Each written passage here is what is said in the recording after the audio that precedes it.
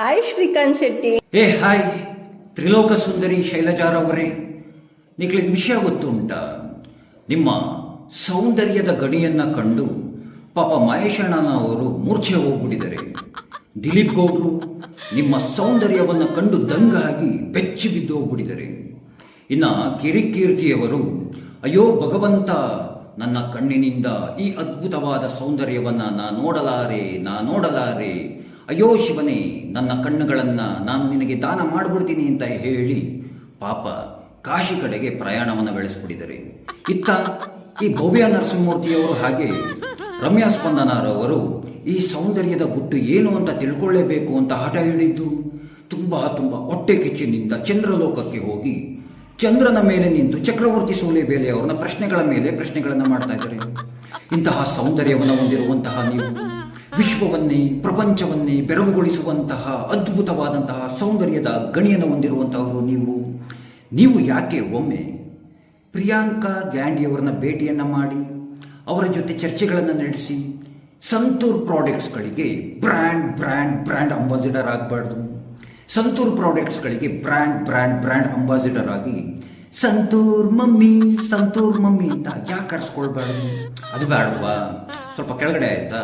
ಒಂದು ಕೆಲಸ ಮಾಡಿ, ಕ್ಯಾಮ್ರಾ ಓಪನ್ ಮಾಡ್ಕೊಳ್ಳಿ, ಒಂದು 10 ಫಿಲ್ಟರ್ ಹಾಕ್ಬಿಡಿ. ಏನು ಹೇಳಿ, ಒಂದು 10 ಫಿಲ್ಟರ್ಗಳನ್ನ ಹಾಕ್ಬಿಟ್ಟು ಒಂದು 10-20 ಫೋಟೋಗಳನ್ನ ತೆಗೆದುಬಿಡಿ. ರಪ ಅಂತ ತೆಗೆದು ಟಕ ಅಂತ ಸೋನಿಯಾ ಮೇಡಮ್ ಅವ್ರಿಗೆ ಕಳಿಸ್ಬಿಡಿ. ಸೋನಿಯಾ ಮೇಡಮ್ನವ್ರಿಗೆ ಕಳಿಸ್ಬಿಟ್ಟು ಅವ್ರ ಬಳಿ ಪ್ರಶ್ನೆ ಕೇಳಿ, ಸೋನಿಯಾ ಅಮ್ಮ ಅವರೇ, ನನ್ನ ಮುಖ ನೋಡಿ ಹೇಗಿದೆ? ನನ್ನ ಮುಖ ನೋಡಿ ಒಮ್ಮೆ ಕರೆಕ್ಟಾಗಿ ನೋಡಿ ಹೇಗಿದೆ? ನಾನು ವಿಶ್ವ ಸುಂದರಿ ಸ್ಪರ್ಧೆಯಲ್ಲಿ ಭಾಗವಹಿಸ್ಬೋದಾ ಅಂತ ಕೇಳಿ ನೋಡಿ. ಅವ್ರು ಒಳ್ಳೆ ಸಜೆಷನ್ಗಳನ್ನು ಕೊಡ್ತಾರೆ. ಯಾಕೆ ಕೊಡ್ತಾರೆ ಅಂದರೆ, ನೀವಿಬ್ಬರು ಒಂದೇ ಏಜ್ನವ್ರು ತಾನೆ, ಒಂದೇ ಕ್ಲಾಸ್ಮೇಟ್ಗಳು ತಾನೆ, ಹಾಗಾಗಿ ಒಳ್ಳೆ ಸಜೆಷನ್ ಕೊಡ್ತಾರೆ. ಅವರಿಬ್ಬರು ಕಡೆಯಿಂದ ಏನೂ ಆಗಲಿಲ್ವ ನಿಮಗೆ? ಯೋಚನೆ ಮಾಡೋದಕ್ಕೆ ಹೋಗ್ಬೇಡಿ.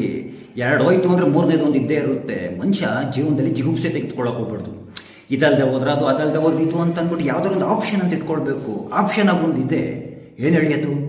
ಸುಮ್ಮನೆ ಒಂದು ಕಾಲ್ ಮಾಡಿ, ರಾಹುಲ್ ಗಾಂಧಿ ಅವರಿಗೆ ಕಾಲ್ ಮಾಡಿಬಿಟ್ಟು ಒಂದೇ ಒಂದು ಲೆಟ್ರನ್ನ ಸೆಂಡ್ ಮಾಡೋದಕ್ಕೆ ಕೇಳಿ. ಆ ಲೆಟ್ರನ್ನ ತೆಗೆದುಕೊಂಡು ಝೀ ಕನ್ನಡಕ್ಕೆ ಹೋಗಿ. ಝೀ ಕನ್ನಡದಲ್ಲಿ ಕಾಮಿಡಿ ಕಿಲಾಡಿಗಳು ಅಂತ ಒಂದು ಕಾರ್ಯಕ್ರಮ ನಡೀತಿದೆ. ಅದರಲ್ಲಿ ಮಾತ್ರ ನಿಮಗೆ ಒಂದು ಅವಕಾಶ ಅಂತೂ ಖಂಡಿತವಾಗಿಯೂ ಸಿಗುತ್ತೆ. ನಿನ್ನೆ ಹೀಗೆ ಕುತ್ಕೊಂಡು ಮಾತನಾಡಬೇಕಾದ್ರೆ ವಸಂತ್ ಗಿಳಿಯಾರವರು ಹಾಗೆ ಮುಮ್ತಾಜ್ ಅವರು ಒಂದು ಮಾತನ್ನು ಹೇಳಿದ್ರು ನನಗೆ.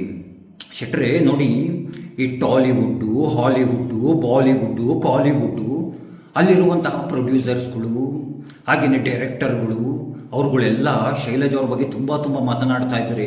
ನಮ್ಮ ಮುಂದಿನ ಸಿನಿಮಾಗೆ ಶೈಲಜಾರವರನ್ನೇ ನಾವು ಹೀರೋಯಿನ್ ಆಗಿ ಹಾಕೊಳ್ಬೇಕು, ನನ್ನ ಸಿನಿಮಾಗೆ ಇವರೇ ಬೇಕು ಅಂತ ತುಂಬ ಹಠವನ್ನು ಮಾಡ್ತಾ ಇದ್ದಾರೆ. ಏನಂತಹ ಸೌಂದರ್ಯವನ್ನು ಇಟ್ಕೊಂಡಿದ್ದಾರೆ. ಮಹೇಶ್ ಬಾಬು ಹೇಳ್ತಾ ಇದ್ರು, ರಾಮ್ ಚರಣ್ ಅವರು ಹೇಳ್ತಾ ಇದ್ರು, ನಮ್ಮ ಮುಂದಿನ ಸಿನಿಮಾಗೆ ಶೈಲಜಾರವರೇ ಹೀರೋಯಿನ್ ಆಗಬೇಕು ಅಂತ ತುಂಬ ಡಿಮ್ಯಾಂಡ್ ಮಾಡ್ತಾ ಇದ್ದಾರೆ. ಹೀಗೆಲ್ಲ ಮಾತನಾಡ್ತಾ ಇದ್ರು ಅಂತ ನಿನ್ನೆ ಹೀಗೆ ಚರ್ಚೆಯನ್ನು ಮಾಡ್ತಾ ಇದ್ರು. ಮತ್ತೊಬ್ಬರ ಮುಸುಡಿಯ ಬಗ್ಗೆ ಮಾತನಾಡುವ ಮುನ್ನ ನಿಮ್ಮ ಮುಸುಡಿ ಹೇಗಿದೆ ಅಂತ ಒಮ್ಮೆ ಹೋಗಿ ಕನ್ನಡಿಯ ಮುಂದೆ ನಿಂತ್ಕೊಂಡು ಮುಖವನ್ನು ನೋಡ್ಕೊಳ್ಳಿ. ಯಾಕೆ ನೋಡ್ಕೊಳ್ಳೋದಕ್ಕೆ ಆಗೋದಿಲ್ವಾ? ನಿಮ್ಮ ಸೌಂದರ್ಯವನ್ನು ನೋಡಿ ಆ ಕನ್ನಡಿಗಳೇನಾದ್ರು ಪಟಾರ್ ಅಂತ ಹೊಡೆದೋಗ್ಬಿಟ್ಟಿದ್ವ ಏನು ಅಂತ? ಒಬ್ಬರ ಪ್ರಶ್ನೆಗೆ ಉತ್ತರ ಕೊಡೋದಕ್ಕೆ ಯೋಗ್ಯತೆ ಇಲ್ಲದೆ ಅಂತವರೇನೆ ಈ ರೀತಿಯಾಗಿ ದೈಹಿಕವಾಗಿ ನಿಂದಿಸುವಂತಹದ್ದು, ದೈಹಿಕವಾಗಿ ದಾಳಿಯನ್ನು ಮಾಡುವಂತಹದ್ದು. ಸೈದ್ಧಾಂತಿಕ ಸಿದ್ಧಾಂತಗಳಂತೆ ಅವ್ರಿಗೆ ಪಾಠಗಳನ್ನು ಹೇಳೋದಂತೆ. ಏನರೋ ನಿಮ್ಮ ಫಾಲೋಯರ್ಸ್ಗಳು ಬರೀ ಕೆಟ್ಟದಾಗಿ ಕಾಮೆಂಟ್ಸ್ಗಳನ್ನು ಹಾಕ್ತಾರೆ. ಏನು ನಿಮ್ಮ ಫಾಲೋಯರ್ಸ್ಗಳೆಲ್ಲ ಏನು ಸಭ್ಯತೆಯಿಂದ ಕಾಮೆಂಟ್ಸ್ಗಳನ್ನು ಮಾಡ್ತಾರೆ? ನಿಮ್ಮನ್ನು ಫಾಲೋ ಮಾಡ್ತಿರೋ ಫಾಲೋಯರ್ಸ್ಗಳೆಲ್ಲ ಕೆಟ್ಟಾಗಿ ಇದಾಗಿನೇ ಮಾತನಾಡೋದು, ಎಲ್ಲ ಸೊಂಟದಿಂದ ಕೆಳಗಡೆ ಮಾತನಾಡ್ತಾರೆ. ನಿಮ್ಮ ಯೋಗ್ಯತೆಗೆ ನಿಮ್ಮ ಫಾಲೋಯರ್ಸ್ಗಳು ಹೇಳೋದಕ್ಕಾಗೋದಿಲ್ವಾ? ಮತ್ತೊಬ್ಬರಿಗೆ ಹೇಳ್ತೀರಾ, ಮತ್ತೊಬ್ಬರ ಅಪ್ಪ ಅಮ್ಮ ನಾಚ್ಕೋತಾರೆ ಅಂತ ಹೇಳ್ತೀರಾ? ಏನೋ ನಿಮ್ಮನ್ನು ಎತ್ತಿರುವಂತಹ ನಿಮ್ಮ ಅಪ್ಪ ಅಮ್ಮ ನಾಚಿಕೆಯನ್ನು ಪಡ್ಕೊಳ್ಬೇಕು, ಅಸಹ್ಯನ್ಸದಿಲ್ವೇನೋ, ಆಗ ಬೆಳೀರು ಈಗ ಬೆಳೀರು, ರಾಜಕೀಯದಲ್ಲಿ ಅಂತ ಮಾತನಾಡೋಕ್ಕಾಗುತ್ತೆ? ನಿಮ್ಗೆ ಗೊತ್ತಾಗೋದಿಲ್ವಾ ಯಾವ ರೀತಿಯಾಗಿ ಅಂತ? ಅಯ್ಯೋ ಮಹಾತಾಯಿ, ನಿಮಗೆ ಬರೋಂತಹ ಕಾಮೆಂಟ್ಸ್ಗಳನ್ನ ಏನಾದರೂ ನಿಮ್ಮ ಸಂಬಂಧಿಕರುಗಳು ನೋಡ್ಬಿಟ್ರೆ ಅವಮಾನ ತಡೆಯೋಕ್ಕಾಗಲಿ ಊರು ಬಿಟ್ಬಿಟ್ಟು ಹೊರಟೋಗ್ಬಿಡ್ತಾರೆ. ಅದೆಷ್ಟು ಜನ ನಿಮ್ಮ ಸಂಬಂಧಿಕರುಗಳು ನಿಮ್ಮಿಂದ, ಈ ಹೆಣ್ಣಿನಿಂದ ನಾವು ತಲೆ ಎತ್ಕೊಂಡು ಹೋಗೋದಕ್ಕಾಗ್ತಿಲ್ಲ, ರಸ್ತೆಗಳಲ್ಲಿ ತರಕಾರಿ ತರೋದಕ್ಕಾಗ್ತಿಲ್ಲ, ಟೊಮೊಟೊ ತರಕಾಗ್ತಿಲ್ಲ ಅಂತ ಅಂದ್ಬಿಟ್ಟು ಅದೆಷ್ಟು ಜನ ನಿಮ್ಮ ಸಂಬಂಧಿಕರುಗಳೇ ಬೈಕೊಳ್ತಾವ್ರು. ಮತ್ತೊಬ್ಬರನ್ನ ಟೀಕೆಯನ್ನು ಮಾಡ್ಬೇಕಾದ್ರೆ ತುಂಬ ಚೆನ್ನಾಗಿರುತ್ತೆ, ಖುಷಿಯನ್ನು ಪಡ್ತೀರ. ಅಲ್ಲಿ ನಿಮ್ಮ ಪೇಜ್ನ ನೋಡಿದ್ರೆ ಸಾಕು, ಆ ಪ್ರೊಫೈಲ್ಗೆ ಹೋದ್ರೆ ಕೆಟ್ಟದಾಗಿ ಸೊಂಟದಿಂದ ಕೆಳಗಡೆ ಕಾಮೆಂಟ್ಸ್ಗಳು ಮಾಡಿರ್ತಾರೆ. ಅಂತಹ ಕಾಮೆಂಟ್ಸ್ಗಳು ಲೈಕ್ ಮಾಡಿಲ್ಲ ಅಂತ ಹೇಳ್ಬಿಡಿ ನೀವು. ಇದು ಸಿದ್ಧಾಂತ, ಸೈದ್ಧಾಂತಿಕ ಸಿದ್ಧಾಂತ. ದೈವಗಳನ್ನು ನಿಂದಿಸೋದು, ಆಮೇಲೆ ನಮಗೇನೆ ನಕಲಿ ಹಿಂದೂಗಳು ಅಂತ ಹೇಳೋದು. ಎಲ್ಲವನಿಗೂ ಗೊತ್ತು ನಕಲಿ ಹಿಂದೂಗಳು ಯಾರು ಅಂತಂದ್ಬಿಟ್ಟು. ಮೊದಲು ನೀವು ಸರಿ ಹೋಗಿ. ನಾನು ಖಂಡಿತವಾಗಿ ಈ ವಿಡಿಯೋನ ಮಾಡ್ತಾ ಇರಲಿಲ್ಲ. ನನಗೆ ಆಕ್ಸಿಡೆಂಟ್ ಆಗಿತ್ತು. ನಂದು ಅದು ಯಾವ ರೀತಿಯಾಗಿ ಆಕ್ಸಿಡೆಂಟ್ ಆಗಿತ್ತು ಅಂದರೆ ನಾನು ಬದುಕಿರೋದೇ ಹೆಚ್ಚು. ಇಲ್ಲಿ ಫ್ರ್ಯಾಕ್ಚರ್ ಆಗಿದೆ, ನನಗೆ ಇದು ಸರ್ಜರಿ ಆಗಿದೆ, ಏನು ಮಾಡೋದಕ್ಕಾಗುತ್ತೆ? ಯಾಕೆ ನಿಮ್ಮ ಥರ ಏನು ಫಿಲ್ಟರ್ ಹಾಕೊಳ್ತೀನ ನಾನು? 10-20 ನಾನು ನಿಮ್ಮ ಯೋಗ್ಯತೆಗೆ ಹಿಂದ್ಗಡೆ ಏನಿದೆ ಅಂತಂದ್ಬಿಟ್ಟು ನಿಮ್ಮ ವಿಡಿಯೋದಲ್ಲಿ ಏನು ಅಂತಾನೆ ಕಾಣಿಸೋದಿಲ್ಲ. ಆ ಥರ ಫಿಲ್ಟರ್ ಹಾಕೊಳ್ಳೋದು ಮತ್ತೊಬ್ಬರ ಸೌಂದರ್ಯದ ಬಗ್ಗೆ, ಮತ್ತೊಬ್ಬರ ಮುಖದ ಬಗ್ಗೆ. ನಾನು ಹೇಗಿದ್ದೀನಿ ಅಂತಂದ್ಬಿಟ್ಟು ನನಗೆ ಗೊತ್ತು. ನನಗೆ ನಿಜವಾಗ್ಲೂ ನೀವು ಯಾರು ಅಂತಲೇ ಗೊತ್ತಿರಲಿಲ್ಲ. ನನಗೆ ಒಂದು ವಿಡಿಯೋ ಮಾಡಾಕದ್ಮೇಲೆ ಗೊತ್ತಾಯಿತು. ಅಬ್ಬಬ್ಬಬ್ಬಬ್ಬ ಹಾಡು ಹೊಗಳ್ತಾರೆ ನಿಮ್ಮ ಬಗ್ಗೆ. ಅಯ್ಯೋ ಶೆಟ್ರೆ, ಅದೊಂದು ಏಸ್ಗೆ ಇದ್ದಂಗೆ ಅದು ಹೆಂಗ್ಸದು. ಆ ಏಸ್ಗೆ ಮೇಲೆ ಕಲ್ಲಾಕಿ ನೀವು ಯಾಕೆ ನಿಮ್ಮ ಮುಖ ಕಾರ್ಸ್ಕೊತೀರಾ ಅಂತಾರೆ. ಇದಕ್ಕಿಂತ ಬೇಕಾ? ತಾವು ಮಾತ್ರ ಅದ್ಯಾವುದೋ ಒಂದು ಹಿಂಗೆ ಹಿಡ್ಕೊಂಬಿಟ್ಟು ಮೈಕ್ನ 750 ರೂಪಾಯಿ ಮೈಕ್ ಹಿಡ್ಕೊಂಬಿಟ್ಟು ಮೋದಿ ಯೋಗಿ ಹೀಗೆ ಅಂತ ಮಾಡೋದು. ಯಾಕೆ ನಾವುಗಳು ಮಾತಾಡ್ಬಿಟ್ರೆ ಅದು ತಪ್ಪಾಗಿ ಕಂಡುಬಿಡುತ್ತಾ? ಎಂತೆಂಥವ್ರಪ್ಪ, ಹೇಗಿರ್ತೀರಪ್ಪ? ಅಷ್ಟೊಂದು ಪ್ರಚಾರದ ಹುಚ್ಚಿತ್ತು ಅಂತಾರೆ. ನನ್ನನ್ನು ಟ್ರಿಗರ್ ಮಾಡೋದಕ್ಕೆ ಹೋಗ್ಬಾರ್ದಾಗಿತ್ತು. ನನ್ನನ್ನು ಟ್ರಿಗರ್ ಮಾಡಿದ್ರೆ ನಾನು ಹೇಗೆ ಉತ್ತರಗಳು ಕೊಡ್ತೀನಿ ಅಂತಂದ್ಬಿಟ್ಟು ಗೊತ್ತಿರ್ಬೇಕು ತಾನೆ. ದಿಲೀಪ್ ಗೌಡ್ರ ಬಗ್ಗೆ ಮಾತನಾಡೋದು, ಮುಮ್ತಾಜ್ ಬಗ್ಗೆ ಮಾತನಾಡೋದು, ವಸಂತ್ ಗಿಳಿಯವ್ರ ಬಗ್ಗೆ ಮಾತನಾಡೋದು. ಏನು ಬುರುಡೆಗಳನ್ನ ತಗೊಂಡೋಗ್ಬಿಟ್ಟು ನಿಮ್ಮ ಮನೇಲಿ ಇಟ್ಕೊಂಡ್ಬಿಟ್ಟಿದ್ದೀರ? ಅವಾಗ ಎಲ್ಲೋದ ಬುರುಡೆಗಳು? ಬುರುಡೆಗೆ ಹಂಗೇನಾಯ್ತು?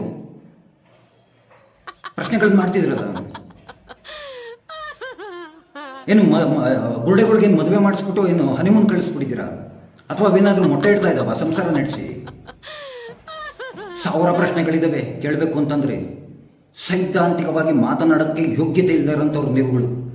ಎಲ್ಲ ಫೇಕ್ಗಳು ನೀವುಗಳು. ಒಬ್ರಿಗೂ ಮುಖ ಅನ್ನೋದೇ ಇಲ್ಲ, ಎಲ್ಲ ಮುಖವಾಡದ ಬದುಕುಗಳು. ಅವಿವು ಎಂಜಿವಗಳು ಬಿಸಾಕುವಂತಹ, ಇವ್ರು ಬಿಸಾಕುವಂತಹ ಎಂಜಿಲ ಕಾಸಿಗೆ ವಿಡಿಯೋಗಳು ಮಾಡೋರು ನೀವುಗಳೆಲ್ಲ. ನಿಮ್ಮ ಹಾಗಲ್ಲ ನಾವುಗಳೆಲ್ಲ. ದೇಶಭಕ್ತಿ ಅಂತ ಇರುವಂಥವ್ರು. ಮೊದಲು ನಿಮ್ಮನ್ನು ನೀವು ಬದಲಾಯಿಸ್ಕೊಳ್ಳಿ, ನಂತರ ಮತ್ತೊಬ್ಬರ ಬಗ್ಗೆ ಮಾತನಾಡಿ. ಇನ್ನೂ ದೊಡ್ಡದಾಗೆ ಬೈತಾ ಇದ್ದೆ, ಇನ್ನೂ ಸೌಂದರ್ಯವನ್ನು ಹಾಡಿ ಹೊಗಳುತ್ತಾ ಇದ್ದೆ.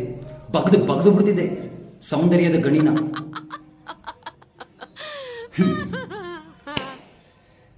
ಸ್ನೇಹಿತರೆ, ಇದು ಏನು ತಪ್ಪೇನಿಲ್ಲ. ಈಕೆಯ ಬಗ್ಗೆ ನಾನು ಮಾಡುತ್ತಿರುವಂತಹ ಕಡೆಯ ವಿಡಿಯೋ. ನಾನೇನು ಈ ಒಮ್ಮ ಮಾಡುವಂತಹ ವಿಡಿಯೋಗೆ ಎದುರುಕೊಂಡು ಅಥವಾ ಭಯಪಟ್ಟು ವಿಡಿಯೋವನ್ನು ಮಾಡೋದನ್ನು ನಿಲ್ಲಿಸ್ತಾ ಇಲ್ಲ. ಇಂಥವರ ಮೇಲೆ ಕಲ್ಲು ಹಾಕಿದ್ರೆ ನಮ್ಮ ಮುಖಕ್ಕೇನೆ ಗಲೀಜಾರಂತಹದ್ದು.